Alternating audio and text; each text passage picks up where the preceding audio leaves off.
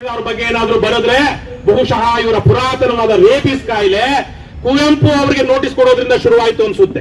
ಇವತ್ತಲ್ಲ, 44ರಲ್ಲಿ. ಆ ಕಾಯಿಲೆ ಇವತ್ತಿನ ತನಕ ಮುಂದುವರಿತಾನೆ ಇದೆ. ಆ ಕಾಯಿಲೆ ನೋಟಿಸ್ ಕೊಡುವಂತ ಕಾಯಿಲೆ ಮಂಜಯ್ಯ ಹೆಗಡೆ ಸಮಯದಿಂದ ವೀರೇಂದ್ರ ಹೆಗ್ಗಡೆ ಸಮಯ ತನಕ ಮುಂದುವರಿತಾ ಇದೆ. ಸ್ವಾಮಿ, ನಿಮ್ಮ ಪತ್ರಿಕಾ ಮಾಧ್ಯಮದವರು ದೃಶ್ಯ ಮಾಧ್ಯಮಗಳ ಲೀಗಲ್ ಸೆಲ್ ಮಾಡಬೇಕಾಗಿರುವ ಕೆಲಸವನ್ನ KV ಧನಂಜಯ ತರದವರು ಅವರು ದೆಹಲಿಯಿಂದ ವೇಲನ್ ಅನ್ನುವಂತವ್ರು ಬಂದು ಇಲ್ಲಿ ನಿಮ್ಮ ಪರವಾಗಿ ಹೋರಾಟ ಮಾಡಿ ನಿನ್ನೆ ಸ್ಟೇ ವೆಕೇಟ್ ಮಾಡಿಸಿದ್ರು, ಟ್ಯಾಗ್ ಆರ್ಡರ್ ವೆಕೇಟ್ ಮಾಡಿಸಿದ್ದಾರೆ. ದಯವಿಟ್ಟು ಈಗಲಾದ್ರೂ ಸ್ವಲ್ಪ ಏನು ಬೆನ್ನು ಮೂಳೆ ಸರಿ ಮಾಡಿಕೊಂಡು ಏನಾಗ್ತಾ ಇದೆ ಕರ್ನಾಟಕದಲ್ಲಿ ಅನ್ನುವಂತ ವಿಚಾರವಾಗಿ ಬರೀರಯ್ಯ, ಹೇಳ್ರಯ್ಯ, ಮಾತಾಡ್ರಯ್ಯ. ಈ ಸಮಾಜ ನಿಮ್ದು ಕಣ್ರಪ್ಪ. ಮಾಧ್ಯಮದವರೇನು ನಮ್ಗೇನು ಇದು ಸಂಬಂಧ ಇಲ್ಲ ಅಂದ್ಕೊಂಡ್ಬಿಟ್ಟಿದ್ದಾರೆ. ಇದೇ ನಿಮ್ಮ ಇಂತಹ ಒಂದು ದಯನೀಯ ಸ್ಥಿತಿಯಿಂದ ಕರ್ನಾಟಕದ ಸಾಂಪ್ರದಾಯಿಕ ಮುಖ್ಯವಾಹಿನಿ ಮಾಧ್ಯಮಗಳು ಈ ತರ ನಡುಬಗ್ಗಿಸಿದ ಕಾರಣಕ್ಕೆ ಇವತ್ತು ಧರ್ಮಸ್ಥಳದಲ್ಲಿ ಇನ್ಯಾವ್ಯಾವುದೋ ಊರುಗಳಲ್ಲಿ ಈ ಮಟ್ಟಕ್ಕೆ ಇವರು ಅತ್ಯಾಚಾರ ಮಾಡಿ ದಕ್ಕಿಸಿಕೊಳ್ಳಬಹುದು ಅನ್ನುವಂತ ಧೈರ್ಯ ಬಂದಿರೋದು. ಎಲ್ಲಿ ಬಂತು ಇವರಿಗೆ? ಕಿಡ್ನಾಪ್ ಮಾಡಿಕೊಂಡು ನಾವು ದುಡ್ಡು ತಗೊಂಡು ದಕ್ಕಿಸಿಕೊಳ್ಳಬಹುದು ಅನ್ನುವಂತ ಧೈರ್ಯ ಇವರಿಗೆ ಎಲ್ಲಿಂದ ಬಂತು?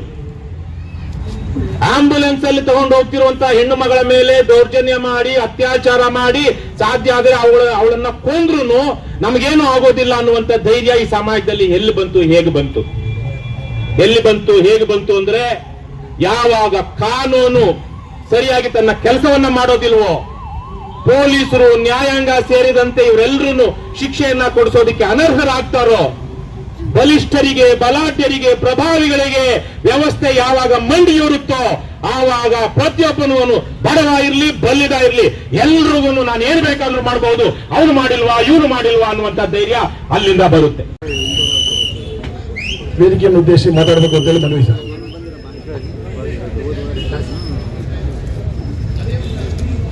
ದೌರ್ಜನ್ಯದ ವಿರುದ್ಧ,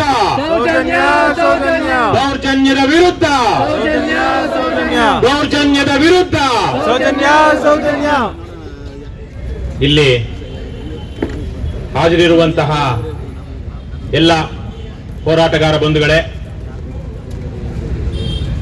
ಅಲ್ಲಿ ನಮ್ಮ KRS ಪಕ್ಷದವರು ಶಾಂತಿ ಶಾಂತಿ ದಯವಿಟ್ಟು ಆ ಕಡೆ ಈ ಕಡೆ ಇರೋರು ನಮ್ಮವರು ದಯವಿಟ್ಟು ಬಂದು ಸಭೆಯಲ್ಲಿ ಕೂತ್ಕೊಳ್ಳಿ, ಮಾದರಿ ಆಗ್ಬೇಕು. ನನಗೆ ವೈಯಕ್ತಿಕವಾಗಿ ಒಂದು 4-5 ದಿವಸಗಳಿಂದ ಅಂತಹ ಒಳ್ಳೆ ಭಾವನೆಗಳಲ್ಲಿಲ್ಲ. ನಾನು ಒಂದು ಸ್ವಲ್ಪ ಬೇಸರ ದುಃಖದಲ್ಲಿದ್ದೀನಿ. ನೀವು ಬಹುಶಃ ಒಂದಷ್ಟು ಜನ ನೋಡಿರಬಹುದು. ಒಂದು 4-5 ದಿವಸಗಳಿಂದ ಒಂದು ವರದಿ ಬಂತು. ಹೋಮ್ ಗಾರ್ಡ್ ಆಗುವಂತವ್ರು ಸಾಮಾನ್ಯವಾಗಿ ಹೆಣ್ಣು ಮಕ್ಕಳು, ಗಂಡಸರೇ ಆಗ್ಲಿ ಹೆಂಗಸರೇ ಆಗ್ಲಿ, ಸಿಗೋದು ಅವ್ರಿಗೆ 250-300 ರೂಪಾಯಿ ಸಂಬಳ, 300-350, ಅದೂನು ದಿನಗೂಲಿ ಲೆಕ್ಕದಲ್ಲಿ. ಯಾವುದೋ ಒಂದು ಹೆಣ್ಣು ಮಗಳು, ಬಿಹಾರದ ಒಬ್ಬ ಬಡ ಹೆಣ್ಣು ಮಗಳು ಹೋಮ್ ಗಾರ್ಡ್ ಪರೀಕ್ಷೆಗೆ ಹೋಗ್ತಾಳೆ. ಅಲ್ಲೇನೋ ಫೀಲ್ಡ್ ಅಲ್ಲಿ ಪರೀಕ್ಷೆ ನಡೀತಿರೋ ಸಂದರ್ಭ. ಆಕೆ ಬಿಸಿಲಿಗೋ ತಾಪಕ್ಕೋ, ಈ ಸಂದರ್ಭದಲ್ಲಿ ಉತ್ತರ ಭಾರತದಲ್ಲಿ ಸ್ವಲ್ಪ ಬಿಸಿಲು ಜಾಸ್ತಿ ಇರುತ್ತೆ ಅನ್ಸುತ್ತೆ, ಆಕೆ ಅಲ್ಲಿ ಪ್ರಜ್ಞೆ ತಪ್ಪಿ ಬೀಳ್ತಾಳೆ. ಪ್ರಜ್ಞೆ ತಪ್ಪಿ ಬಿದ್ದಾಗ ಆಂಬ್ಯುಲೆನ್ಸ್ ಕರೆಸ್ತಾರೆ. ಆಂಬ್ಯುಲೆನ್ಸ್ ಅಲ್ಲಿ ಆ ಹೆಣ್ಣು ಮಗಳನ್ನ ಆಸ್ಪತ್ರೆಗೆ ತಗೊಂಡು ಹೋಗ್ತಾರೆ.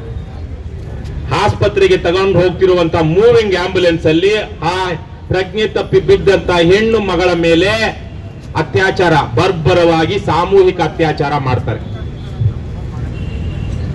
ಇವತ್ತು ಕಾಲ ಎಷ್ಟು ಭೀಕರವಾಗಿದೆ, ಎಷ್ಟು ಕ್ರೂರವಾಗಿದೆ. ಎಲ್ಲಿಂದ ಬಂತು ಅವ್ರಿಗೆ ಆ ಧೈರ್ಯ? ಇನ್ನು ನಿನ್ನೆ ನಮ್ಮದೇ ಬೆಂಗಳೂರಿನಲ್ಲಿ ನನ್ನ ಮಗನ ಶಾಲೆಯಲ್ಲಿ, ನನ್ನ ಮಗ ಓದ್ತಿರುವಂತಹ ಶಾಲೆಯಲ್ಲಿ, ಆತನಿಗಿಂತ ಒಂದು 2 ವರ್ಷ ಚಿಕ್ಕವನು, ಟ್ಯೂಷನ್ ಹೋಗಿರ್ತಾನೆ. ಟ್ಯೂಷನ್ ಹೋಗಿದ್ದವನು ಅಲ್ಲೇ ಕಿಡ್ನಾಪ್ ಮಾಡ್ತಾರೆ. ಕಿಡ್ನಾಪ್ ಮಾಡಿ ಅದೇನು ಮಾಡ್ತಾರೋ ಕತ್ತು ಕುಯ್ದು ಆತನಿಗೆ ಪೆಟ್ರೋಲ್ ಸುರಿದು ಬೆಂಕಿ ಹಚ್ಚುತ್ತಾರೆ. ನಮ್ಮ ಮನೆಯಲ್ಲಿ ನಾವು ಮೂವರೂ, ನಾನು, ನನ್ನ ಹೆಂಡತಿ ಸುಪ್ರಿಯಾ ಮತ್ತೆ ಮಗ, 2 ದಿವಸದಿಂದ ಇದರ ಬಗ್ಗೆನೆ ಏನೇನೋ ಮಾತಾಡ್ತಿದೀವಿ. ಎಲ್ಲಿ ಬಂತು ಇವರಿಗೆ? ಕಿಡ್ನಾಪ್ ಮಾಡಿಕೊಂಡು ನಾವು ದುಡ್ಡು ತಗೊಂಡು ದಕ್ಕಿಸಿಕೊಳ್ಳಬಹುದು ಅನ್ನುವಂತ ಧೈರ್ಯ ಇವರಿಗೆ ಎಲ್ಲಿಂದ ಬಂತು? ಆಂಬ್ಯುಲೆನ್ಸ್ ಅಲ್ಲಿ ತಗೊಂಡು ಹೋಗ್ತಿರುವಂತಹ ಹೆಣ್ಣು ಮಗಳ ಮೇಲೆ ದೌರ್ಜನ್ಯ ಮಾಡಿ ಅತ್ಯಾಚಾರ ಮಾಡಿ ಸಾಧ್ಯ ಆದರೆ ಅವಳನ್ನ ಕೊಂದ್ರೂ ನಮಗೇನು ಆಗೋದಿಲ್ಲ ಅನ್ನುವಂತ ಧೈರ್ಯ ಈ ಸಮಾಜದಲ್ಲಿ ಎಲ್ಲಿ ಬಂತು, ಹೇಗೆ ಬಂತು? ಎಲ್ಲಿ ಬಂತು, ಹೇಗೆ ಬಂತು ಅಂದ್ರೆ ಯಾವಾಗ ಕಾನೂನು ಸರಿಯಾಗಿ ತನ್ನ ಕೆಲಸವನ್ನ ಮಾಡೋದಿಲ್ವೋ, ಪೊಲೀಸರು, ನ್ಯಾಯಾಂಗ ಸೇರಿದಂತೆ ಇವರೆಲ್ಲರೂ ಶಿಕ್ಷೆಯನ್ನ ಕೊಡಿಸೋದಕ್ಕೆ ಅನರ್ಹರಾಗ್ತಾರೋ, ಬಲಿಷ್ಠರಿಗೆ, ಬಲಾಢ್ಯರಿಗೆ, ಪ್ರಭಾವಿಗಳಿಗೆ ವ್ಯವಸ್ಥೆ ಯಾವಾಗ ಮಂಡಿಯೂರುತ್ತೋ ಆವಾಗ ಪ್ರತಿಯೊಬ್ಬನು ಬಡವ ಇರ್ಲಿ, ಬಲ್ಲಿದ ಇರ್ಲಿ, ಎಲ್ರಿಗೂ ನಾನು ಏನ್ ಬೇಕಾದ್ರೂ ಮಾಡಬಹುದು, ಅವನು ಮಾಡಿಲ್ವಾ, ಇವನು ಮಾಡಿಲ್ವಾ ಅನ್ನುವಂತ ಧೈರ್ಯ ಅಲ್ಲಿಂದ ಬರುತ್ತೆ. ಇವತ್ತು ಧರ್ಮಸ್ಥಳದಲ್ಲೂ ಸಹ ಅದೇ ಆಗಿರುವಂತದ್ದು. ಇವತ್ತು ನಾವು ಬೆಳಿಗ್ಗೆ ಇಲ್ಲಿ ಒಂದು ದೊಡ್ಡ ಮಟ್ಟದ ಇದ್ದುದ್ರಲ್ಲಿ ಬಹಳ ಗಂಭೀರವಾದಂತಹ ಒಂದು ಹೋರಾಟ ಅಥವಾ ಸಭೆ ಇಲ್ಲಿ ನಡೀತಾ ಇದೆ, ಜನಾಗ್ರಹ ಸಭೆ. ಒಂದು ಪುರಾತನವಾದ ಕಾಯಿಲೆ ಧರ್ಮಸ್ಥಳದಲ್ಲಿ 40ನೇ ಇಸ್ವಿಯಿಂದ 1940ನೇ ಇಸ್ವಿಯಿಂದ ತಮ್ಮನ್ನ ಯಾರಾದ್ರೂ ಪ್ರಶ್ನೆ ಮಾಡಿದ್ರೆ ಅವ್ರ ಬಗ್ಗೆ ಏನಾದ್ರೂ ಬರೆದ್ರೆ ಬಹುಶಃ ಇವರ ಪುರಾತನವಾದ ರೇಬಿಸ್ ಕಾಯಿಲೆ ಕುವೆಂಪು ಅವರಿಗೆ ನೋಟಿಸ್ ಕೊಡೋದ್ರಿಂದ ಶುರುವಾಯಿತು ಅನ್ಸುತ್ತೆ. ಇವತ್ತಲ್ಲ, 44ರಲ್ಲಿ. ಆ ಕಾಯಿಲೆ ಇವತ್ತಿನ ತನಕ ಮುಂದುವರಿತಾನೆ ಇದೆ. ಆ ಕಾಯಿಲೆ ನೋಟಿಸ್ ಕೊಡುವಂತ ಕಾಯಿಲೆ ಮಂಜಯ್ಯ ಹೆಗಡೆ ಸಮಯದಿಂದ ವೀರೇಂದ್ರ ಹೆಗ್ಗಡೆ ಸಮಯ ತನಕ ಮುಂದುವರಿತಾ ಇದೆ. ಒಬ್ಬಿಬ್ಬರಿಗೆಲ್ಲ ನೋಟಿಸ್ ಬಂದಿರೋದು 370 380 ಜನರಿಗೆ, ಯೂಟ್ಯೂಬರ್ಸ್ಗೆ, ಮಾಧ್ಯಮದವರಿಗೆ. ನಮ್ಮ ದುರಂತ ಏನು ಅಂದ್ರೆ ಇಂತಹ ಒಂದು ಗಂಭೀರ ಸಭೆಯಲ್ಲಿ ಅದೆಷ್ಟು ಜನ ಮಾಧ್ಯಮ ಪ್ರತಿನಿಧಿಗಳಿದ್ದಾರೋ ಗೊತ್ತಿಲ್ಲ. ಒಂದು ಸಂತೋಷದ ವಿಚಾರ, ಅಟ್ಲೀಸ್ಟ್ ಒಂದು ಸಂತೋಷ ಎಲ್ಲಿ ಬಂದು ಸುಡುಗಾಡು, ಸಮಾಧಾನದ ವಿಚಾರ ಏನು ಅಂದ್ರೆ ಕಳೆದ ಭಾನುವಾರ ಡೆಕ್ಕನ್ ಹೆರಾಲ್ಡ್ ಅಲ್ಲಿ ಒಬ್ಬ ಹಿರಿಯ ಪತ್ರಕರ್ತರು ನಂಬೂದ್ರಿ ಅನ್ನುವಂತವರು ಕರ್ನಾಟಕದಲ್ಲಿ ಯಾವ ರೀತಿ ಮಾಧ್ಯಮಗಳ ಮೇಲೆ ನಿರ್ಬಂಧವನ್ನ ಹೇರಲಾಗ್ತಾ ಇದ್ದಾರೆ, ಇಲ್ಲಿರುವಂತಹ ಖದೀಮರು, ಭ್ರಷ್ಟರು, ಧರ್ಮಸ್ಥಳದವರು ಸೇರಿದಂತೆ ಅನ್ನುವಂತ ಒಂದು ಒಳ್ಳೆಯ ಲೇಖನವನ್ನ ಬರೆದಿದ್ರು. ಆ ಲೇಖನ ಕನ್ನಡ ಮಾಧ್ಯಮಗಳಲ್ಲಿ ಆ ತರದ ಲೇಖನವನ್ನ ನಾನು ನೋಡಿಲ್ಲ. ಇಲ್ಲಿ ಯಾವ್ಯಾವ ಪತ್ರಿಕೆ ಅವರು ಬಂದಿದಾರೋ ಇಲ್ಲೋ ಗೊತ್ತಿಲ್ಲ. ಸ್ವಾಮಿ, ನಿಮ್ಮ ಪತ್ರಿಕಾ ಮಾಧ್ಯಮದವರು ದೃಶ್ಯ ಮಾಧ್ಯಮಗಳ ಲೀಗಲ್ ಸೆಲ್ ಮಾಡಬೇಕಾಗಿರುವ ಕೆಲಸವನ್ನ KV ಧನಂಜಯ ತರದವರು ಅವರು ದೆಹಲಿಯಿಂದ ವೇಲನ್ ಅನ್ನುವಂತವ್ರು ಬಂದು ಇಲ್ಲಿ ನಿಮ್ಮ ಪರವಾಗಿ ಹೋರಾಟ ಮಾಡಿ ನಿನ್ನೆ ಸ್ಟೇ ವೆಕೇಟ್ ಮಾಡಿಸಿದ ಟ್ಯಾಗ್ ಆರ್ಡರ್ ವೆಕೇಟ್ ಮಾಡಿಸಿದ್ದಾರೆ. ದಯವಿಟ್ಟು ಈಗಲಾದ್ರೂ ಸ್ವಲ್ಪ ಏನು ಬೆನ್ನು ಮೂಳೆ ಸರಿ ಮಾಡಿಕೊಂಡು ಏನಾಗ್ತಾ ಇದೆ ಕರ್ನಾಟಕದಲ್ಲಿ ಅನ್ನುವಂತ ವಿಚಾರವಾಗಿ ಬರೀರಯ್ಯ, ಹೇಳ್ರಯ್ಯ, ಮಾತಾಡ್ರಯ್ಯ. ಈ ಸಮಾಜ ನಿಮ್ದು ಕಣ್ರಪ್ಪ. ಮಾಧ್ಯಮದವರೇನು ನಮ್ಗೇನು ಇದು ಸಂಬಂಧ ಇಲ್ಲ ಅಂದ್ಕೊಂಡ್ಬಿಟ್ಟಿದ್ದಾರೆ. ಇದೇ ನಿಮ್ಮ ಇಂತಹ ಒಂದು ದೈನೇಸಿ ಸ್ಥಿತಿಯಿಂದ ಕರ್ನಾಟಕದ ಸಾಂಪ್ರದಾಯಿಕ ಮುಖ್ಯವಾಹಿನಿ ಮಾಧ್ಯಮಗಳು ಈ ತರ ನಡುಬಗ್ಗಿಸಿದ ಕಾರಣಕ್ಕೆ ಇವತ್ತು ಧರ್ಮಸ್ಥಳದಲ್ಲಿ ಇನ್ಯಾವ್ಯಾವುದೋ ಊರುಗಳಲ್ಲಿ ಈ ಮಟ್ಟಕ್ಕೆ ಇವರು ಅತ್ಯಾಚಾರ ಮಾಡಿ ದಕ್ಕಿಸಿಕೊಳ್ಳಬಹುದು ಅನ್ನುವಂತ ಧೈರ್ಯ ಬಂದಿರೋದು. ನೀವು ಸರಿಯಾಗಿದ್ದಿದ್ರೆ ಈ ಮಟ್ಟಕ್ಕೆ ಇವರು ಯಾರು ಮೀರ್ತಾ ಇರಲಿಲ್ಲ. ದಯವಿಟ್ಟು ನಾವು ಈ ಸಂದರ್ಭದಲ್ಲಿ ಧನಂಜಯ ಅವರು ಸೇರಿದಂತೆ ಅವರ ಏನು ಕೆಲಸಕ್ಕೆ ಧನ್ಯವಾದಗಳನ್ನ ತಿಳಿಸಬೇಕು. ಹಾಗೆ ಬಾಲನ್ ಅವರು ಸೇರಿದಂತೆ ಮಿಕ್ಕವರೆಲ್ಲ ಏನು ಹೋರಾಟ ಮಾಡ್ತಿದ್ದಾರೆ ಅದೇ ಕೋರ್ಟ್ ಅಲ್ಲಿ ಅವ್ರಿಗೂ ಸಹ ನಾವು ಧನ್ಯವಾದಗಳನ್ನು ತಿಳಿಸಬೇಕು. ಎಷ್ಟು ಮುಖ್ಯವಾಹಿನಿ ಮಾಧ್ಯಮಗಳಲ್ಲಿ ಬಂದಿದಾರೋ ಗೊತ್ತಿಲ್ಲ. ನಾಟಕ ಆಡೋ ಕಡೆಗಳಲ್ಲಿ ಇವತ್ತೆಲ್ಲರೂ ಹೋಗ್ತಾರೆ. ಆದ್ರೆ ಇಂತಹ ಒಂದು ಸಂದರ್ಭದಲ್ಲಿ ಬಂದು ಯಾರು ಹೇಳ್ತಾರೆ, ಏನ್ ಹೇಳ್ತಾರೆ, ಇವತ್ತಾದ್ರೂ ನಾವು ಇದನ್ನ ವೃತ್ತಿ ಧರ್ಮವನ್ನ ಪಾಲಿಸಬೇಕು. ಪತ್ರಿಕಾ ಮಾಧ್ಯಮದ ವೃತ್ತಿ ಧರ್ಮ ಏನಿದೆ ಅದನ್ನ ಪಾಲಿಸಬೇಕು. ನಾವು ಮಾರಿಕೊಂಡವರಲ್ಲ, ಮಾರಾಟವಾದವರಲ್ಲ ಅನ್ನುವಂಥದ್ದನ್ನ ಇವತ್ತು ಮಾಧ್ಯಮದವರಿಗೆ ನೇರವಾಗಿ ಕೇಳುವಂತಹ ಮತ್ತು ಹೇಳುವಂತಹ ಸಂದರ್ಭ ಇವತ್ತು ಬಂದಿದೆ. ಯಾಕೆಂದ್ರೆ ನಿನ್ನೆ ರಾತ್ರಿ ನನಗೆ ಒಬ್ರು ಹೇಳಿದ್ರು, ಸಾರ್ ನಮ್ಮನ್ನ ಇನ್ನೊಂದು ವರ್ಷ 2 ವರ್ಷ ಹೋದ್ರೆ ನಡು ನೋಡಲ್ಲಿ ಅಟ್ಟಾಡ್ಸ್ಕೊಂಡು ಹೊಡಿತಾರೆ ಜನ. ಆ ತರ ಪತ್ರಿಕಾ ಕೆಲಸ ನಾವು ಮಾಡ್ತಾ ಇರೋದು ಅಥವಾ ಮಾಧ್ಯಮ ಕೆಲಸ ನಾವು ಮಾಡ್ತಾ ಇರೋದು ಅಂತ ಒಬ್ಬ ದೃಶ್ಯ ಮಾಧ್ಯಮದ ಒಬ್ಬ ನೌಕರ ನನಗೆ ರಾತ್ರಿ ಹೇಳಿದ್ರು. ಅವ್ರಿಗೆ ಗೊತ್ತಿದೆ ನಾವು ಎಷ್ಟು ಅಪ್ರಾಮಾಣಿಕವಾಗಿ ಜನದ್ರೋಹಿಯಾಗಿ ವರದಿ ಮಾಡ್ತಿದ್ದೀವಿ. ಯಾರ ಬಲಿಷ್ಠ ಅದು ಮಾಡಿರ್ಲಿಲ್ವಾ, ಇದು ಮಾಡ್ಲಿಲ್ವಾ ಅಂತ ನಾನು ಯಾರೋ ಒಬ್ರು ಕಾಮೆಂಟ್ ಮಾಡಿದ್ರು. ಮಾಡಿದೀರಾ, ಅದೊಂದು ದೊಡ್ಡ ಎಚ್ಚರಿಕೆ ನಿಮ್ಮ ಕೆಲಸ. ಆದ್ರೆ ಇದನ್ನ ಯಾಕೆ ಮಾಡ್ತಾ ಇಲ್ಲ? ಇಷ್ಟೆಲ್ಲ ಮುಚ್ಚಿಟ್ಕೊಂಡು ಯಾಕೆ ಮಾಡ್ತಾ ಇದ್ದೀರಿ? ಇವತ್ತು ವೀರೇಂದ್ರ ಹೆಗ್ಗಡೆ ತಮ್ಮ ಹರ್ಷೇಂದ್ರ ಕುಮಾರನಿಗೆ ನಿನ್ನೆ ಅವರ ರೇಬಿಸ್ ಕಾಯಿಲೆಗೆ ಹೈಕೋರ್ಟ್ ಡೋಸ್ ಕೊಟ್ಟಿದೆ. ಅವರ ರೇಬಿಸ್ ಕಾಯಿಲೆಗೆ ಒಂದು ಡೋಸ್, ಫಸ್ಟ್ ವ್ಯಾಕ್ಸಿನ್ ಅಲ್ವಾ. ನಮ್ಮ ಪಶುವೈದ್ಯರು ಇಲ್ಲೇ ಇದ್ದಾರೆ, ಡಾಕ್ಟರ್ ಶಿವರಾಮ್ ಅವರು ಅಲ್ವಾ ಸರ್. ಫಸ್ಟ್ ಡೋಸು, ಇನ್ನೊಂದು ಸಲ ಹೀಗೆ ಹೋದ್ರೆ 2ನೇ ಡೋಸ್ ಬರುತ್ತೆ. 3ನೇ ಸಲಕ್ಕೆ ಹೋದ್ರು ಅಂತ ಅದು ಆ ಡೋಸಿನ ಕಥೆನೇ ಬೇರೆ ಇರುತ್ತೆ. ಬಿಡ್ರಯ್ಯ, ವೀರೇಂದ್ರ ಹೆಗ್ಗಡೆಗೆ, ಹರ್ಷೇಂದ್ರ ಕುಮಾರ್ ಇವರಿಗೆಲ್ಲ ಹೇಳೋದು, ನೀವು ಸಾರ್ವಜನಿಕ ವಲಯದಲ್ಲಿರುವಂತವ್ರು, ವಿಶೇಷವಾಗಿ Veerendra Heggade is our public representative, ಅವರು ರಾಜ್ಯಸಭಾ ಸದಸ್ಯರು. ಹಾಗಾಗಿ ಈ ತರ ಜನರ ಹಕ್ಕುಗಳನ್ನ ದಮನ ಮಾಡುವಂತಹ, ಅವರ ಬಾಯಿ ಮುಚ್ಚಿಸುವಂತಹ ಕೆಲಸವನ್ನ ಕೋರ್ಟ್ಗಳಲ್ಲಿ ಅಕ್ರಮವಾಗಿ ನೀವು ಪಡ್ಕೊಂಡು ಮಾಡ್ತಾ ಇದ್ರೆ you are unfit to representers, you are unfit. ನೀವು ರಾಜೀನಾಮೆ ಕೊಡಬೇಕು, ಬೇರೆ ಯಾವುದಕ್ಕೂ ಅನ್ನೋದಕ್ಕಿಂತ ಪ್ರಜಾಪ್ರಭುತ್ವ ವಿರೋಧಿಯಾದಂತಹ ಪಾಳೆಗಾರಿಕೆ, ಈ ಪುಡಾರಿ ತನಕೇನೆ ನೀವು ರಾಜೀನಾಮೆ ಕೊಡಬೇಕು. ನಮ್ಮ ದುರಂತ, ನಮ್ಮ ದೇಶದ ದುರಂತ. ಇಂತಹ ವಿಚಾರವಾಗಿ ಪ್ರಶ್ನೆ ಮಾಡುವಂತಹ ನೈತಿಕತೆ ಇರುವಂತವರು ಇವತ್ತು ನಮ್ಮ JCB ಪಕ್ಷಗಳಲ್ಲಿ ಇಲ್ಲ.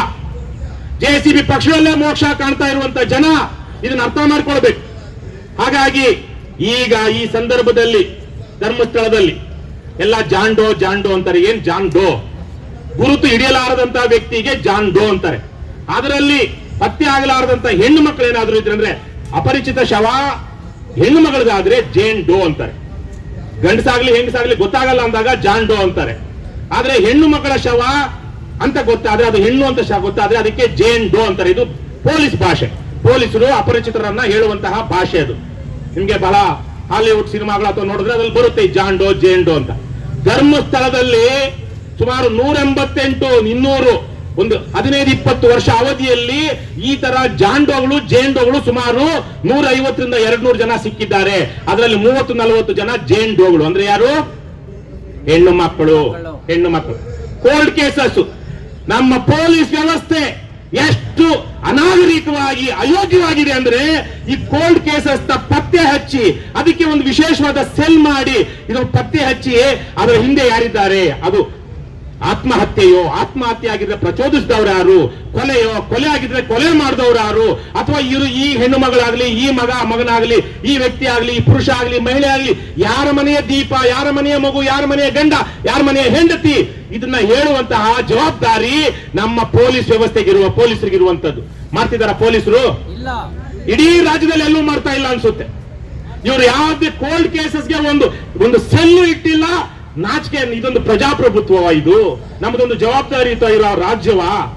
ಧರ್ಮಸ್ಥಳದ ಬಿಟ್ಬಿಡಿ, ರಾಜ್ಯದಲ್ಲಿ ಎಷ್ಟು ಪ್ರಕರಣಗಳಲ್ಲಿ ಇವತ್ತೇನೋ ಒಂದು ಸೌಜನ್ಯ ವಿಚಾರವಾಗ ಹೀಗೇನೆ ಪದ್ಮವಲ್ಲಿ ವೇದವಲ್ಲಿ ತರಕ್ಕೆ ಅದು ಮರ್ತು ಹೋಗ್ಬಿಡ್ತಾ ಇತ್ತು. ಆದ್ರೆ ಆವತ್ತಿನ ಸಂದರ್ಭದಲ್ಲಿ ಜನಾಕ್ರೋಶ, ಬಹಳ ಜನ ಇಲ್ಲಿರುವಂತ ವಿಶೇಷವಾಗಿ ಜನವಾದಿಯವರು ಸಂಘಟನೆಯವರು ಶುರು ಮಾಡಿದಂತ ಹೋರಾಟ ಅದು ಯಾವ್ಯಾವುದೋ ಹಂತಕ್ಕೆ ಹೋಗಿ, ಆದ್ರೆ ಇವತ್ತಿಗೂ ಅತ್ಯಾಚಾರಿಗಳು ಯಾರು ಅಂತ ಗೊತ್ತಾಗಿಲ್ಲ. ಅವನು ಸಂತೋಷ್ ಕುಮಾರ್ ಅತ್ಯಾಚಾರಿ ಆಗಿದ್ರು, ಇವತ್ತು ಹಿ ಇಸ್ ರೋಮಿಂಗ್ ಫ್ರೀ, ಸ್ವತಂತ್ರ. ಅವನ ಅತ್ಯಾಚಾರಿನೇ ಆಗಿದ್ರೆ, ಅವನೇ ಕೊಲೆಗಡಕ ಆಗಿದ್ರೆ ಇವತ್ತು ಅವನು ಆರಾಮಾಗಿ ಓಡಾಡ್ತಾ ಇದ್ದಾನೆ. ಯಾರ ಪ್ರಶ್ನೆ, ಯಾರ ಮರ್ಯಾದೆಯ, ಯಾರ ದಕ್ಷತೆಯ, ಯಾರ ಯೋಗ್ಯತೆಯ ಪ್ರಶ್ನೆ ಇದು? ಯಾರದ್ರಮ್ಮ? ಯಾರ್ದು? ನಮ್ಮ ಅಯೋಗ್ಯ, ಭ್ರಷ್ಟ, ಏನಂತಾರೆ, ಇನ್ನೇನೇನ್ ಪದ ಬಳಸ್ಬೋದೋ ಗೊತ್ತಿಲ್ಲ, ಪೊಲೀಸ್ ವ್ಯವಸ್ಥೆ ಇದು. ಇವತ್ತು ಹೋಮ್ ಮಿನಿಸ್ಟರ್ ಒಂದೇನೋ ಒಂದು ಓಡ್ತಾ ಇದೆ ವೈರಲ್. ಏನ್ ಕೇಳಿದ್ರು? ಏನೂ ಗೊತ್ತಿಲ್ಲ, ನನಗ್ ಗೊತ್ತಿಲ್ಲ. ಎಷ್ಟು ಸಂದರ್ಭಗಳಲ್ಲಿ ಆ ವ್ಯಕ್ತಿ ನನಗ್ ಗೊತ್ತಿಲ್ಲ ಅಂತ ಹೇಳೋದಕ್ಕೆ ನನಗೂ ಗೊತ್ತಿಲ್ಲ. ಇದು ನಮ್ಮ ಗೃಹ ಸಚಿವರ ಯೋಗ್ಯತೆ. ಇನ್ನು ಆ ಗೃಹ ಸಚಿವರ ಅಂಗರ್ ಕೆಲಸ ಮಾಡುವಂತಹ ನಮ್ಮ ಪೊಲೀಸ್ ವ್ಯವಸ್ಥೆ ಇನ್ಯಾವ ತರಕ್ಕಿದೆ? ಈಗಲೂ ಪೊಲೀಸರಲ್ಲೇ ಎಂತಹ ಖದೀಮರು, ನೀಚರು ಇದ್ದಾರೆ ಅನ್ನೋದಕ್ಕೆ ಎಸ್ಐಟಿ ನಲ್ಲಿ ಇದ್ದವನೊಬ್ಬ ಮಂಜುನಾಥ್ ಗೌಡ ಅನ್ನೋಂಥವ್ನು ಯಾವನೋ, ಇವನ ಮೇಲೆ ಪಾಪ ಯಾರೋ ಇಲ್ಲಿ ಬಂದಿರುವಂತ ಅನಾಮಕ ವ್ಯಕ್ತಿಗೆ ಬೆದರಿಕೆ ಆಗ್ತಾನಂತೆ. ಅವನ ಮೇಲೆ ದೂರು ದಾಖಲಿದೆ. ಈಗ ಅದು ನಿಜನೋ ಸುಳ್ಳೋ? ಆದ್ರೆ ಎಷ್ಟೆಂತ ಪ್ರಶ್ನೆಗಳು ಬರ್ತಾ ಇದೆ, ಎಲ್ಲಿಂದ ಬರ್ತಾ ಇವೆ ಇವೆಲ್ಲ. ಹಾಗಾಗಿ ಇಂಥ ಸಂದರ್ಭದಲ್ಲಿ ನಾವು ಇಂಗ್ಲಿಷ್ ಅಲ್ಲಿ ಒಂದು ಮಾತಿದೆ, eternal vigilance is the price for liberty ಅಂತ. ಅಂದ್ರೆ ನಮ್ಮ ಸ್ವಾತಂತ್ರ್ಯ, ನಮ್ಮ ಹಕ್ಕುಗಳು, ನಮ್ಮ ಸಂವಿಧಾನಬದ್ಧ ಹಕ್ಕುಗಳು, ಇವೆಲ್ಲವನ್ನು, ಪ್ರಜಾಪ್ರಭುತ್ವ ಇವೆಲ್ಲವನ್ನು ಉಳಿಸ್ಕೊಳ್ಬೇಕು ಅಂದ್ರೆ ನಾವು ಸದಾ ಜಾಗೃತರಾಗಿರ್ಬೇಕು ಅಂತ. ಸದಾ ಜಾಗೃತೆಯೇ ನಮ್ಮ ಸ್ವಾತಂತ್ರ್ಯಕ್ಕೆ ತೆರಬೇಕಾದ ಬೆಲೆ ಅಂತ. ನಾವು ಈ ತರಹದ ಹೋರಾಟಗಳನ್ನ, ಮಾತುಗಳನ್ನ ನಿರಂತರವಾಗಿ ಆಡದೆ ಇದ್ರೆ ಇದೇ ಖದೀಮರು ವಿಧಾನಸೌಧದಲ್ಲಿ ಕೂತಿರುವಂತಹ, ಅಂಗಿ ಬಿಚ್ಚಿಕೊಂಡು ಹೋಗಿ ವೀರೇಂದ್ರ ಹೆಗಡೆ ಮುಂದೆ ನಿಂತ್ಕೊಳ್ಳುವಂತಹ ಅರೆಬೆತ್ತಲೆ ಪ್ರಭಾವಿಗಳು ಈ ಕೇಸನ್ನು ಮುಚ್ಚಾಕ್ಬಿಡ್ತಾರೆ. ಮುಚ್ಚಾಕಲ್ವ? ಯಾರಿಗಾರು ಸಂಶಯ ಇದೆಯಾ? ಮುಚ್ಚಾಕ್ತಾರೆ. ಇಲ್ಲಿ ವೀರೇಂದ್ರ ಹೆಗಡೆ ಅಥವಾ ಹರ್ಷೇಂದ್ರ ಕುಮಾರ್ ಇವರೇ ಅತ್ಯಾಚಾರ ಮಾಡಿದರೆ, ಕೊಲೆ ಮಾಡಿದರೆ ಅಂತ ಯಾರು ಹೇಳ್ತಾ ಇಲ್ಲ. ಆಗಿದೆಯಲ್ಲ, ಹರ್ಷೇಂದ್ರ ಕುಮಾರ್ನ ಬಿಟ್ಬೋಣ, ಅಲ್ಲಿ ಎಲ್ಲ ಪಾಪ ಅಣ್ಣ, ಅದರಲ್ಲೊಂದು ದೊಡ್ಡದು ವಾಟ್ಸ್ಆಪ್ ಓಡಾಡ್ತಾ ಇದೆ. ಅಣ್ಣ ಬಹಳ ಸಜ್ಜನ, ಬಹಳ ಸಂಭಾವಿತ, ಆತನನ್ನ ಕೆಲವೊಬ್ಬರು ದುರುಪಯೋಗ ಪಡಿಸ್ಕೊಳ್ತಾ ಇದ್ರು, ಅದಕ್ಕೆ ತಮ್ಮ ಬಹಳ ಧೈರ್ಯದಿಂದ ಹೋಗಿ ಏನು ಅಣ್ಣನ ಇದನ್ನ ಸೌಜನ್ಯವನ್ನ ದುರುಪಯೋಗ ಮಾಡ್ತಿದ್ದವ್ರ ಬಗ್ಗೆ ಎಲ್ಲ ಕ್ರಮ ತಗೊಂಡು ಬಹಳ ಶಿಸ್ತಿನಿಂದ ಇಲ್ಲಿ ಆಡಳಿತ ಅವರು ಹತೋಟಿಗೆ ತಂದಿದ್ದು ಅಂತ. ಅಂದ್ರೆ ತಮ್ಮನಾದವನು ಮಾಡಿರುವಂತ ದಬ್ಬಾಳಿಕೆ, ದೌರ್ಜನ್ಯವನ್ನ ಅವರೇ ಹೇಳ್ತಾ ಇದ್ದಾರೆ. ಇದೊಂದು ಕೂಟ. ಈ ಕೂಟ ಅಲ್ಲಿ ನಡೆದಿರುವಂತಹ ಧರ್ಮಸ್ಥಳ ಇಷ್ಟೆಲ್ಲ ಆಗಿದೆ. ಇವರು ರಾಜ್ಯಸಭಾ MP, ನಮ್ಮ ಊರಿನಲ್ಲಿ ಇಷ್ಟು ಅಸಹಜ ಸಾವುಗಳಾಗಿದೆ, ನಮ್ಮ ಊರಿನ ಮೇಲೆ ಇಷ್ಟು ಅಪವಾದ ಬಂದಿದೆ, ಹಾಗಾಗಿ ವಿಶೇಷವಾದ ತನಿಖೆ ಮಾಡಿ ನಮ್ಮನ್ನ ಆರೋಪ ಮುಕ್ತರನ್ನಾಗಿ ಮಾಡ್ರಯ್ಯ ಅಂತ ಇವ್ರು ಯಾವತ್ತು ಧರಣಿ ಮಾಡಿದ್ದಾರೆ? ಸೌಜನ್ಯ ವಿಚಾರವಾಗಿ ಪತ್ರ ಬರೆದಂತೆ CBI ಮಾಡಿ, CID ಮಾಡಿ. ಯಾಕಂದ್ರೆ CBI CID ಇವ್ರ ಜೇಬಲ್ ಇದೆ. ಆವತ್ತು ಇಲ್ಲಿ ಬಿಜೆಪಿ ಸರ್ಕಾರ ಇತ್ತು, GBI ಇಲ್ಲಿತ್ತು, ಅಲ್ಲಿ ಸಿಬಿಐ ಇದು ಮುಗಿದ ಮೇಲೆ ತಾನೇ ಸಿಬಿಐಗೆ ಹೋಗೋದು, ಅಷ್ಟೊತ್ತಿಗೆ ಇನ್ನೊಂದು ಸರ್ಕಾರ ಅವ್ರ ಜಬ್ ಬಂದಿತ್ತು. ಹಾಗಾಗಿ ತೀರ್ಪು ಎಷ್ಟೋ ಪ್ರಕರಣಗಳಲ್ಲಿ ನಮಗೆ ಗೊತ್ತಿದೆ. ಈಗ ಮೂಡ ಪ್ರಕರಣದಲ್ಲೂ ಅಷ್ಟೇ, ಸರ್ಕಾರ ಇನ್ಯಾವುದೋ ಕೋವಿಡ್ ಪ್ರಕರಣದಲ್ಲೂ ಅಷ್ಟೇ, ಬಿಜೆಪಿಯವರು ಮಾಡಿದ ಕೋವಿಡ್ ಹಗರಣದ ಬಗ್ಗೆ ಕಾಂಗ್ರೆಸ್ ಸರ್ಕಾರ ಕೊಡುವಂತಹ ಒಂದು ಏನು ಕಮಿಷನ್ ಮೊದಲೇ ವರದಿ ಸಿದ್ಧವಾಗಿರುತ್ತೆ. ಯಾಕಂದ್ರೆ ಬಿಜೆಪಿ ಕಾಂಗ್ರೆಸ್ ಎಲ್ಲ ಮಿಲಾವತ್ತೆ ಇಲ್ವೇನ್ರಪ್ಪ. ಹಾಗಾಗಿ ಇಲ್ಲಿ ತೀರ್ಪು ಮಾಡಿದ್ರು ಏನಂತಾರೆ, ಮುಖ್ಯಾಂಶಗಳು, ತನಿಖೆಯ ಮುಖ್ಯಾಂಶಗಳು ವರದಿ ಮೊದಲೇ ಸಿದ್ಧವಾಗುತ್ತೆ. ಆ ಸಿದ್ಧವಾದ ವರದಿಗೆ ಪೂರಕವಾದಂತಹ ತನಿಖೆಗಳು ನಡೆಯುತ್ತೆ. ಈಗಲೂ SITಯಲ್ಲಿ ಅದೇ ಆಗಬಹುದು, ನಮಗ್ ಗೊತ್ತಿಲ್ಲ. ನಾವು ಕಾಯ್ತೀವಿ, ಯಾಕಂದ್ರೆ ಇಷ್ಟು ವರ್ಷ ಕಾದಿದ್ದೀವಿ. ಆದ್ರೆ ಈ ಸಂದರ್ಭದಲ್ಲಿ ರಾಜ್ಯದ ಜನ, ಬಹಳ ಜನ ಆಸ್ತಿಕರು, ಬಹುತೇಕವಾಗಿ ದೇವರ ಮೇಲೆ, ದಿನರ ಮೇಲೆ ಏನೋ ಒಂದು ನಂಬಿಕೆ ಇರುತ್ತೆ. ಅವರಿಗೆ ಯಾರೂ ಇಲ್ಲದೆ ಇದ್ದಾಗ ತನಗೆ ಒಂದು ಆತ್ಮಕ್ಕೆ ಏನೋ ಒಂದು ಆತ್ಮವಿಶ್ವಾಸ ರೂಢಿಸ್ಕೊಳ್ಳೋದಕ್ಕೆ ದೇವರನ್ನ ಬಹಳ ಜನ ನಂಬೋದು. ಅದರಲ್ಲಿ ಒಂದಷ್ಟು ಮೂಢನಂಬಿಕೆಗಳು ಸೇರ್ಕೊಂಡಿರುತ್ತೆ. ಅದು ಬಿಟ್ಟು ಸಾಮಾನ್ಯವಾಗಿ ಜನ ಒಂದು ಧೈರ್ಯಕ್ಕೆ ದೇವರನ್ನ ನಂಬುತ್ತಾರೆ. ಇಂತಹ ಸಂದರ್ಭದಲ್ಲಿ ಧರ್ಮಸ್ಥಳದ ಮೇಲೆ ನಂಬಿಕೆ ಹೋಗಿ ಬಂದವರಿಗೆ ನಾನು ಅಲ್ಲಿ ಹೋಗಿ ತಪ್ಪು ಮಾಡದೆ, ಹೋಗ್ಬಾರ್ದಿತ್ತು ಅಂತ ಅನಿಸಿದ್ರು ಅಂದ್ರೆ ಅದರ ಶಾಪ ಯಾರಿಗೆ ತಟ್ಟುತ್ತೆ? ಆ ಕೆಲಸವನ್ನ ಅಲ್ಲಿ ಬಾಡೋದಿಕ್ಕೆ ಬಿಟ್ಟಿರುವಂತ ಅಥವಾ ಆರೋಪ ಬರೋದಿಕ್ಕೆ ಕಾರಣರಾದಂತಹ ಜನ. ಹಾಗಾಗಿ ಇವತ್ತು ಹೋಗಿ ಬಂದವರು ಯಾರು ತಪ್ಪು ಮಾಡಿಲ್ಲ, ಆದ್ರೆ ಅವರಿಗೆ ಪ್ರಾಯಶ್ಚಿತ್ತ ಪಶ್ಚಾತ್ತಾಪ ಆಗ್ತಾ ಇದೆ ಅಂದ್ರೆ ಅದಕ್ಕೆ ನೇರವಾಗಿ ಧರ್ಮಸ್ಥಳದ ಆಡಳಿತ ಮಂಡಳಿನೇ ಕಾರಣರಾಗ್ತಾರೆ. ಹೀಗಾಗಿ ಇವತ್ತು ಈ ದೌರ್ಜನ್ಯದ ವಿರುದ್ಧ ಸೌಜನ್ಯ ಹೋರಾಟದಲ್ಲಿ ನಾನು ಎಲ್ಲರಲ್ಲೂ ಕೇಳ್ಕೊಳ್ಳೋದೇನು ಅಂದ್ರೆ, ದಯವಿಟ್ಟು ಈ ಹೋರಾಟವನ್ನ, ಆಗ್ಲೇ ಹೇಳಿದ ಕೆಲವೊಬ್ಬ ಮಿತ್ರರು, ಹೋರಾಟವನ್ನ ಜಾರಿಯಲ್ಲಿಡಬೇಕು. ನಾವು ಬೇರೆ ಬೇರೆ ಕಡೆಗಳಲ್ಲಿ ಮಾಡ್ತಾ ಇರಬೇಕು. ಆ ನಿಟ್ಟಿನಲ್ಲಿ ನಾವು ನಿಮ್ಮೆಲ್ಲರನ್ನೂ ಆಗಸ್ಟ್ 24ನೇ ತಾರೀಕಿಗೆ ಧರ್ಮಸ್ಥಳಕ್ಕೆ ಆಹ್ವಾನಿಸ್ತಾ ಇದ್ದೀವಿ. ಆಗಸ್ಟ್ 26, 2023ರಂದು ಸರಿಯಾಗಿ 2 ವರ್ಷಗಳಿಂದ ಯಾವಾಗ ಸಂತೋಷ್ ರಾವ್ ನಿರಪರಾಧಿ ಅಂತ ಘೋಷಣೆ ಆಯ್ತು, ಆವತ್ತು ನಾವು ಧರ್ಮಸ್ಥಳ ಬೆಳ್ತಂಗಡಿಯಲ್ಲಿ ಆರಂಭಿಸಿ ಧರ್ಮಸ್ಥಳಕ್ಕೆ ಸಂಜೆಗೆ ಬಂದು ವೀರೇಂದ್ರ ಹೆಗ್ಗಡೆ ಅವ್ರಿಗೂ ಒಂದು ಪತ್ರ ಕೊಟ್ಟು, ಆವತ್ತು ಸೌಜನ್ಯ ಅವರ ಮನೆಯಲ್ಲಿ ಉಳ್ಕೊಂಡು ಸುಮಾರು 350 ಕಿಲೋಮೀಟರ್ಗಳ ಪಾದಯಾತ್ರೆ ಮಾಡಿ ಇದೆ ಕಟ್ಟಡದ ಹಿಂಭಾಗದಲ್ಲಿ, ಏನು ಕಟ್ಟಡ ಅಲ್ಲ ಇದು, ಗೋಡೆ ಹಿಂಭಾಗದಲ್ಲಿ ಅಲ್ಲಿ ಒಂದು ದೊಡ್ಡ ಸುಮಾರು 1,000 ಜನ ಸೇರಿ ಒಂದು ಸಭೆ ಮಾಡಿದ್ವಿ. 14 ದಿನಗಳ ಪಾದಯಾತ್ರೆ ಕರ್ನಾಟಕ ರಾಷ್ಟ್ರ ಸಮಿತಿ ಪಕ್ಷದ ವತಿಯಿಂದ. ಹಾಗಾಗಿ ಇವತ್ತು 2 ವರ್ಷಗಳ ಆವತ್ತು ನಮ್ಮ ಆ ಪಾದಯಾತ್ರೆಯಲ್ಲಿ ಬಹಳ ಮುಖ್ಯವಾದ ಪಾತ್ರ ವಹಿಸಿದಂತ ಲಿಂಗೇಗೌಡರು ಅದೇ ರೀತಿ ಒಂದು ಪಾದಯಾತ್ರೆಯಲ್ಲಿ ಗುಜರಾತ್ನಲ್ಲಿ ನಮ್ಮನ್ನು ಅಗಲಿದ್ರು. ಸೊ ಅವರ ನೆನಪಿನಲ್ಲೂ ಸಹ ನಾವು ಆಗಸ್ಟ್ 20ನೇ ತಾರೀಕು ಹೇಳ್ತಾ ಇದ್ರು ಯಾರೊಬ್ರು ಸ್ನೇಹಿತರು, ಧರ್ಮಸ್ಥಳಕ್ಕೂ ಹೋಗ್ಬೇಕು ಅಂತ. ನಾವು 20ನೇ ತಾರೀಕು ನಾವು ಹೋಗ್ತಾ ಇದ್ದೀವಿ. ಯಾರೆಲ್ಲ ಇದ್ದೀರೋ ಬನ್ನಿ, ಅವತ್ತು ದೇವರಲ್ಲಿ ನಂಬಿಕೆ ಇರೋರು ಹೋಗಿ ದೇವರಿಗೆ ಹರಕೆ ಬರೋಣ, ಏನು ಮನೆ ಇಡೋಣ. ಆವತ್ತಿಗೆ ಅಷ್ಟೊತ್ತಿಗೆ ಏನಾದ್ರು ನ್ಯಾಯ ಸಿಕ್ಕಿದೆ ಅಂತ ಅನಿಸಿದ್ರೆ, ಅಥವಾ ಇಲ್ಲಿ ಒಂದು ಒಳ್ಳೆ ತನಿಖೆ ಆಗಿದೆ ಅಂತ ಅನಿಸಿದ್ರೆ, ದೇವರಿಗೆ, ಅಣ್ಣಪ್ಪನಿಗೂ ಸೇರಿದಂತೆ ಮಂಜುನಾಥ ಸ್ವಾಮಿಗೆ ಧನ್ಯವಾದ ತಿಳಿಸೋಣ. ತಪ್ಪೇನಿದೆ? ತಪ್ಪಿದೆಯಾ? ಇಲ್ಲ. ಹರಕೆ ಏನು ಮೊರೆ ಹರಕೆ ಅಲ್ಲ, ಧನ್ಯವಾದ ದೇವರಿಗೆ. ಸ್ವಾಮಿ ಭಾಗವತ, ಈಗಲಾದ್ರೂ ನೀನೊಂದಷ್ಟು ಕಣ್ತೆರೆದು ಈ ಅನ್ಯಾಯ ಅಧರ್ಮ ಹೊರಗೆ ಬರುವಾಗ ಮಾಡಿದ್ಯಲ್ಲಪ್ಪ ಅಂತ. ಎರಡನೇದು, ಆಗಿಲ್ವಾ ಮಂಜುನಾಥ ಸ್ವಾಮಿ, ಈಗ ಧರ್ಮಪೀಠದಲ್ಲಿ ಕುಳಿತಿರೋನು ನೀನು ಅಥವಾ ಯಾವುದು ಕಟಕಟೆಯಲ್ಲಿ ನಿಂತಿರೋನು ನೀನು ಅಂತ ದೇವರಿಗೆ ಕೇಳಬೇಕು. ಭಕ್ತನಿಗೆ ಆ ಧೈರ್ಯ, ಆ ಶಕ್ತಿ ಇದೆ. ನಿಂದ ಸ್ತುತಿ ಅಂತಿದೆ ಭಕ್ತಿಯಲ್ಲಿ. ದೇವರಿಗೆ ಕಳ್ಳನ್ ಮಗ, ಕೇಡಿನನ್ ಮಗ, ಹಂಗ್ ಮಾಡ್ದೆ ಹಿಂಗ್ ಮಾಡ್ದೆ ಆದ್ರೂ ನನ್ನನ್ನು ಕಾಪಾಡಪ್ಪ ಅಂತ ಕೇಳುವಂತ ಒಂದು ನಿಂದಾಸ್ತುತಿ ಇದೆ. ಅದೇ ರೀತಿಯಲ್ಲಿ ಧರ್ಮಸ್ಥಳದ ಮಂಜುನಾಥನಿಗೆ ನಾವು ಕೇಳಬೇಕಾಗಿದೆ. ತಪ್ಪು ಯಾವುದೂ ಇಲ್ಲ ಅದರಲ್ಲಿ. ಏನಯ್ಯ ಇಲ್ಲಿ ಸ್ವಾಮಿ ನಡೀತಾ ಇದೆ, ಇಷ್ಟು ಅಪರಿಚಿತ ಶವಗಳು ಸಿಗ್ತಾ ಇದೆ, ಸೌಜನ್ಯ ಪ್ರಕರಣ ಇನ್ನೂ ಇದಾಗಿಲ್ಲ, ಪದ್ಮಲತಾ ವೇದವಲ್ಲಿ ಇವ್ರು ಯಾರ್ದನ್ನು ಇನ್ನೂ ಅದು ಯಾರು ಮಾಡಿದಾರೆ ಅಂತ ಗೊತ್ತಾಗಿಲ್ಲ. ಈಗ ಆಗ್ತಾ ಇದ್ರೆ ಇದು ಧರ್ಮಸ್ಥಳವೋ ಎಂತಹ ಸ್ಥಳ, ಇದು ಅಧರ್ಮಸ್ಥಳವೋ ಅಂತ. ಹಾಗಾಗಿ ಶ್ರೀನಿವಾಸ್, ನಾನು ಏನು ಧರ್ಮಸ್ಥಳ ಅಂದ್ರೆ ಅಂತ ಒಂದು ಕವನ ನಾನು ಬರೆದಿದ್ದೀನಿ. ಅದನ್ನ ಓದಿ ನನ್ನ ಮಾತುಗಳಿಗೆ ವಿರಾಮ ಕೊಡಬೇಕು ಅಂತ ಬಯಸ್ತೀನಿ. ಧರ್ಮಸ್ಥಳ ಅಂದ್ರೆ ಹೇಗಿರ್ಬೇಕು ಅಥವಾ ಏನಿರ್ಬೇಕು ಅಥವಾ ಹೇಗಿರಬಾರದು, ಯಾವುದು ಧರ್ಮಸ್ಥಳ ಆಗೋದಿಲ್ಲ, ಯಾವುದು ಧರ್ಮಸ್ಥಳ ಆಗುತ್ತೆ ಅನ್ನುವಂತಹ ಎರಡನ್ನೂ ಇಟ್ಟುಕೊಂಡು ಬರೆದಿರುವಂತದ್ದು. ನಿಮಗೆ ಗೊತ್ತಿರಬಹುದು, ಒಂದೇ ಒಂದು ಸ್ವಲ್ಪ ಪೀಠಿಕೆ ಒಂಚೂರು. ಅದಕ್ಕೆ ಪ್ರಕೃತಿ ಅನ್ನುವಂತ ನಾಯಿ, ನಾವು 2ನೇ ದಿವಸ ಧರ್ಮಸ್ಥಳದ ಸೌಜನ್ಯ ಗೌಡರ ಮನೆಯಿಂದ ಹೊರಟು ನೇತ್ರಾವತಿ ತೀರದಲ್ಲಿ ಏನು ತಿಂಡಿ ಮಾಡಿಕೊಂಡು ಹೊರಟ ಮೇಲೆ, ತಿಂಡಿ ಮಾಡ್ಕೊಂಡು ಹೊರಟ ಮೇಲೆ ನಮ್ಮ ಜೊತೆಗೆ ಅದೆಲ್ಲಿತ್ತು ಆ ನಾಯಿ, ಒಂದು ನಾಯಿ ಪ್ರಕೃತಿ ಅಂತ ಹೆಸರಿಟ್ರು ನಮ್ಮವರೆಲ್ಲ ಸ್ನೇಹಿತರು. ಇಲ್ಲಿ ನಮ್ಮ ಶ್ರೀನಿವಾಸ ಮೂರ್ತಿ ಇದ್ದಾರೆ ಕುಣಿಗಲ್ ಅವರು, ಅವರ ಅಕ್ಕ ಅದನ್ನ ನೋಡ್ಕೊಳ್ತಾ ಇದ್ದಾರೆ ಈಗ. ಆ ನಾಯಿ ಅಲ್ಲಿಂದ ಬೆಂಗಳೂರು ಇಲ್ಲಿ ತನಕ, ಫ್ರೀಡಂ ಪಾರ್ಕ್ ತನಕ 13 ದಿವಸ ನಮ್ಮ ಜೊತೆಗೆ ಬಂತು. ಎಲ್ಲೂ ಹೋಗ್ಲಿಲ್ಲ. ಅದು ಎಲ್ಲೆಲ್ಲೋ ಸಿಕ್ಕಿ ಸಾಯ್ಬೇಕಾಗಿತ್ತು, ಬಚಾವಾಯ್ತು. ನಾವು ಹೊರಗೆ ಓಡಿಸ್ತಾ ಇದ್ರು ಅದು ಹೋಗ್ಲಿಲ್ಲ, ನಮ್ಮ ಜೊತೆಗೆ ಬಂತು. ಅದಕ್ಕೆ ನಮ್ಮವರೆಲ್ಲ ಸೇರಿ ಇದು ಸೌಜನ್ಯ ಅಂದ್ರು, ಆದ್ರೆ ಸೌಜನ್ಯ ಅನ್ನೋದು ಸರಿ ಹೋಗಲ್ಲ ಅಂತೇಳಿ ಪ್ರಕೃತಿ ಅಂತ ಹೆಸರಿಟ್ಟು ಇವತ್ತಿಗೂ ಪ್ರಕೃತಿ ಇದ್ದಾಳೆ. ಪ್ರಕೃತಿನೂ ಎಲ್ಲಿ ಶ್ರೀನಿವಾಸ ಮೂರ್ತಿ ಪ್ರಕೃತಿನೂ ನಾವು ಧರ್ಮಸ್ಥಳಕ್ಕೆ ಕರ್ಕೊಂಡು ಹೋಗ್ಬೇಕು ಆಗಸ್ಟ್ 23, 24. ಎಲ್ಲಿ ಪ್ರಕೃತಿ ಅನನ್ಯಳು, ಸೌಜನ್ಯ ಜೀವಂತಳು.